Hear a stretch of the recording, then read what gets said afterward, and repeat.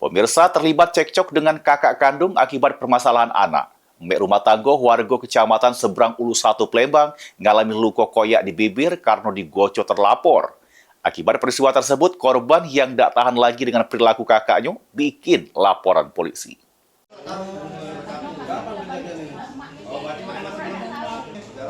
Datrimo sudah menjadi korban penganiayaan oleh kakak kandungnya dewek sehingga mengalami pecah bibir. Emak rumah tangga bernama Eva Arni, warga Jalan Gubernur Haji Bestari, Kecamatan Seberang Ulu 1 Palembang, datangi sentra pelayanan kepolisian terpadu Polrestabes Palembang bikin laporan polisi. Dikatakan Eva, kejadian bermula dari anaknya yang ditangani oleh terlapor. Sesudah itu korban terlibat cekcok dengan terlapor yang tak lama itu korban langsung digocok terlapor sampai tercampak. Sehingga bibir bawahnya ngalami luka koyak.